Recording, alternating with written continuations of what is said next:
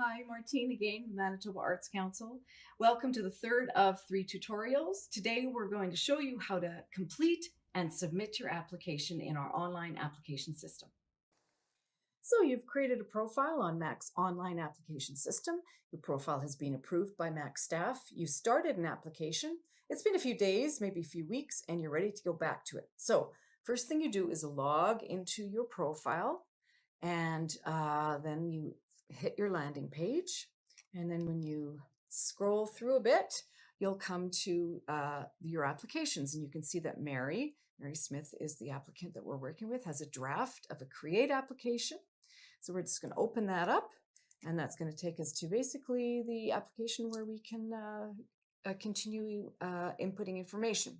So there's usually 4 or 5 sections to each application: the project information, collaborator information, budget, and support materials. You'll see those headings pretty much across all of our programs here at MAC. So I think Mary input a lot of information in this project information section. She indicated she's an emerging artist. She gave her project a title.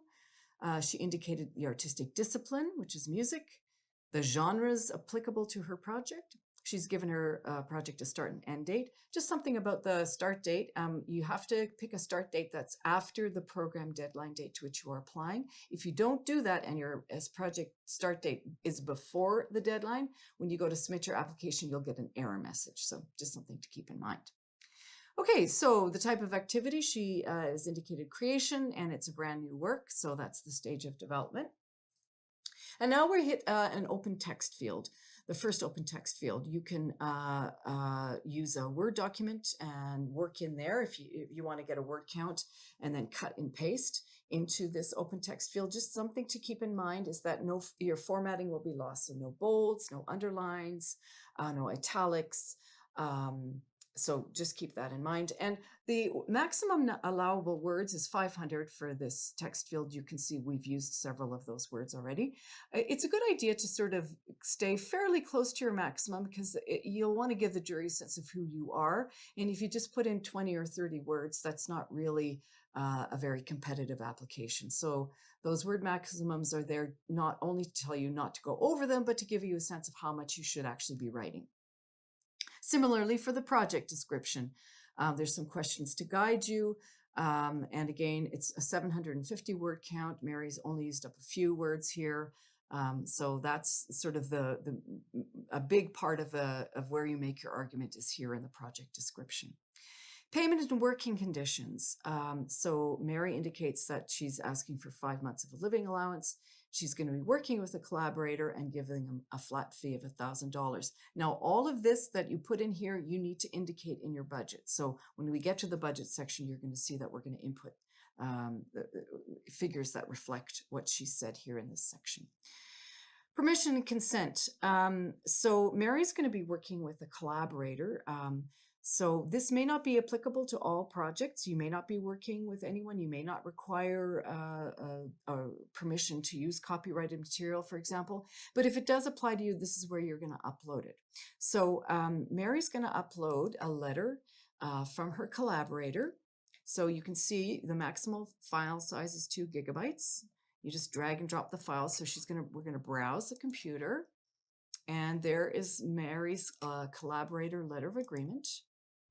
And we can see that it's just downloaded. There it is. Okay, so if we click out, and we can see it here again. Okay, then the next step is list key steps. So she's got a very, very rudimentary schedule. For some projects, obviously, this is going to be much more elaborate, but for Mary's, it's pretty straightforward. Next section. Mary's activity does not touch upon Indigenous traditional knowledge or cultural expressions from other cultural groups, so she's going to say no. If you say yes, another text field opens up, and you're expected to elaborate on how you're approaching your project.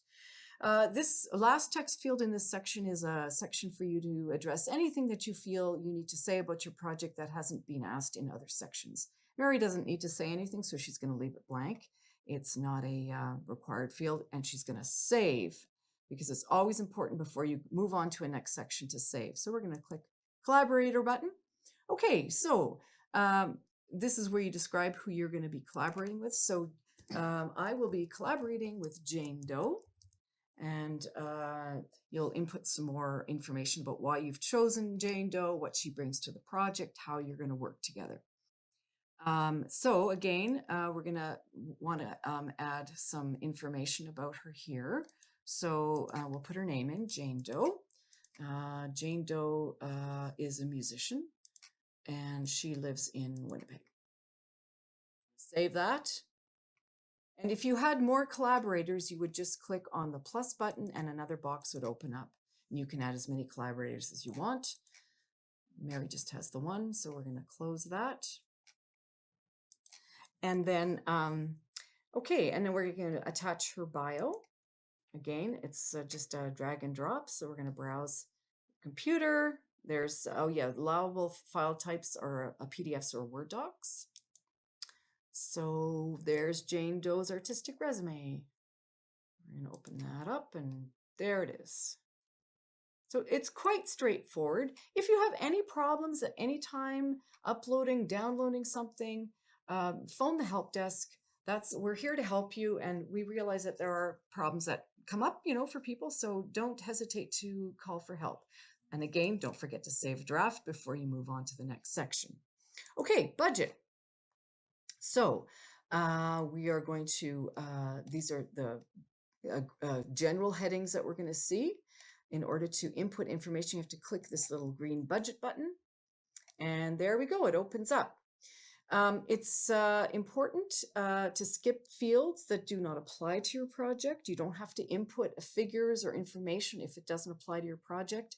This template, this budget template, is used across disciplines and across projects. So some projects have numerous participants, lots and lots of different revenue sources. But for Mary's project, it's really quite straightforward. So don't worry if there's lots of fields that you leave incomplete. That's okay. The only other really important thing to note is that the total revenues must equal the total expenses. This budget template will keep a running tab, so it will show you. If you try to submit a budget that does not balance, you will not be able to. You'll get an error message. So I always recommend starting with the the expense section. So how much is your project going to cost? That's going to sort of help you determine how much your request amount is. So first thing we're going to do is the collaborator fee. We talked about giving her a $1,000 flat fee, so we're going to put that in there. There's no royalties, designers, Indigenous knowledge keepers, but Mary is going to give herself $5,000 in living allowance. She's going to give herself $1,000 a month.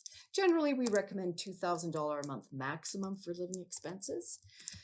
So that's indicated there.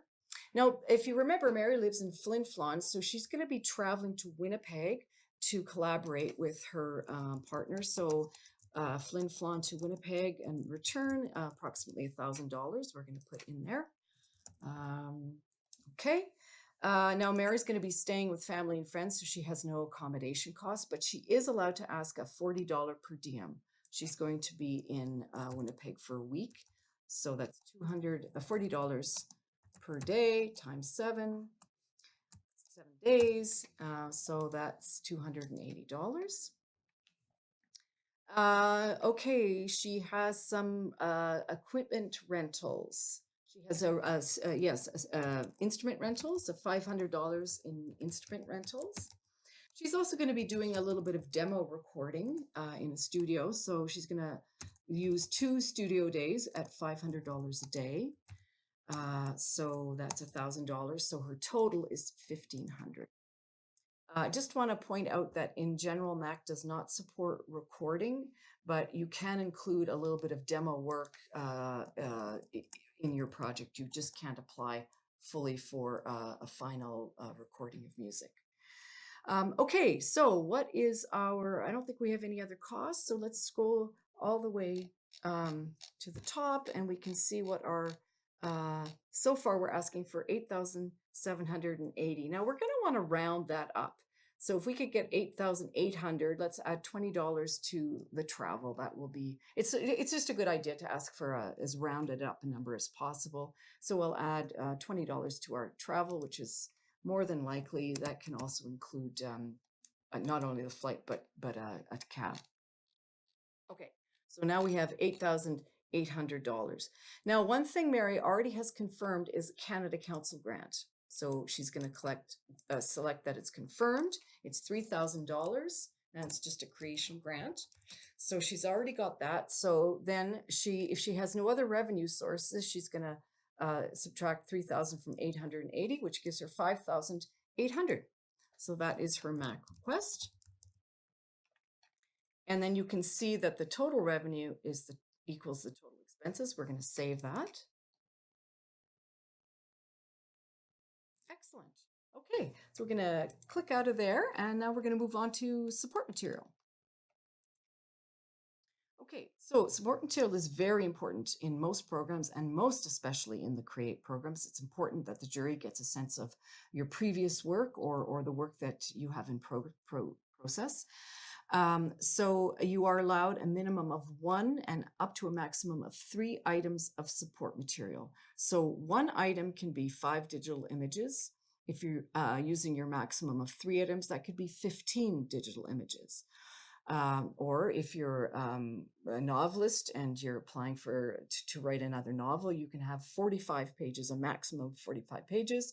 If you're a composer, you can have a maximum of 4 minutes of audio times 3, which is 12 minutes. Or you can have a combination. So you could have, say, 5 digital images and 12 minutes of audio or video. 8 minutes. 5 digital image or 8 minutes of audio or video. Okay, so you're going to need to give a description of the support material that you're submitting. So you open up your file description form. And Mary is submitting one image from a festival that she played. We'll call it a headshot. It was the year produced. It was in 2017, let's say. Applicant's role, just performer. You can put performer. Again, this template is used across disciplines, so some things will make more sense to you than others. The file name will be Mary Smith headshot.